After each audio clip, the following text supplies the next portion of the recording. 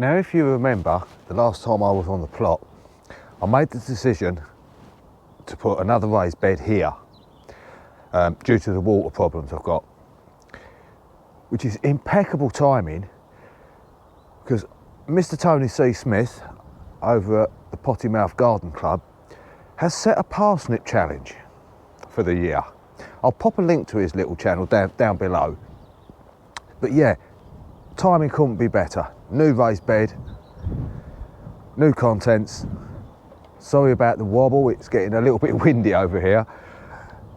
So yeah, new contents, new bed, perfect time for parsnips.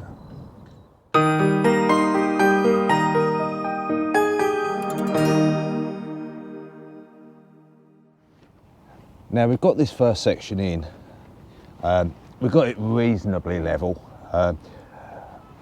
I'm not too fussed if it's a little bit out. It's for growing parsnips. It's not on show at Kew Gardens, so it serves a purpose. So I've got one more layer to go on here, bring it up level with this, or level-ish, and then I'm going to line it as well. Now I'd like to add that there's a couple of ways you can actually put these together. You can put bricks underneath each corner, level it up like that, which also keeps it off the dirt, stops it rotting. But I'm not really too worried about these because these come from work, they come from abroad, which we get our furniture in, and they're all pressure treated anyway, so they should last for a good few years.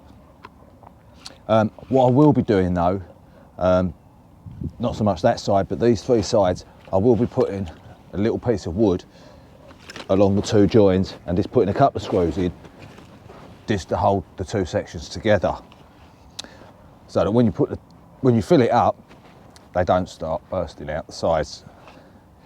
So yeah, to line it, all we're going to use is some old compost bags. Now I'm going to line the bottom as well. I have noticed a lot of people don't line the bottom. The one down that end I didn't line, and I'm paying the price now because the weeds are coming through and they're having a jolly old long time getting to the top. So the root system on them is quite big. So I'm going to line the bottom of this. It won't completely stop them, but it may suppress them a little bit.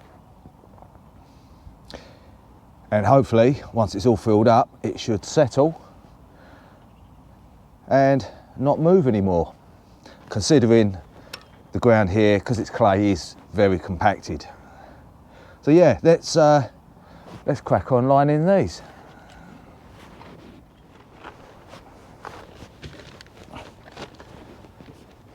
Now we've got all this done, it's all been stapled in. I'll roll mine over the edges. Now I have seen a few people that cut it off at the top, but you tend to find that the water gets inside, so I'll just roll mine over the edge.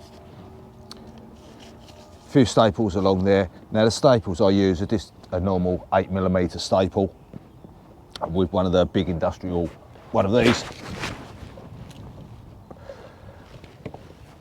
And I will be giving this a little trim a little bit later. Now we've lined the bottom as well, and the wind is playing havoc, I can surely tell you. Right, so for the filling, in here we have a mixture of home done compost and manure. Now I'm going to put one layer, which is probably around 3 buckets, which I just happen to have here.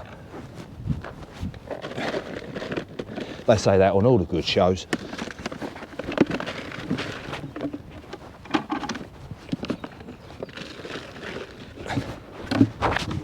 And then with a fork, or a rake if you have one to hand, which I don't.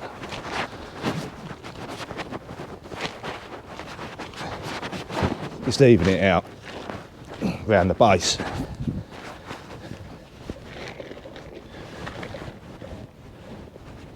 Now to this, just to bulk it up, I'm going to put some stuff that needs to be composted down and rot away.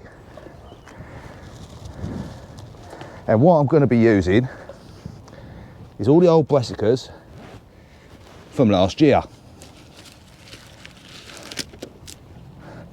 Now, one, it beefs up the content, and two,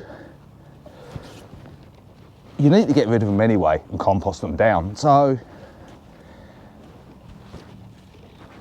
it works both ways, and they will rot down over time.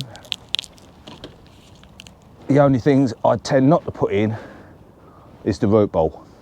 I cut the root ball off from where it goes from brown to green.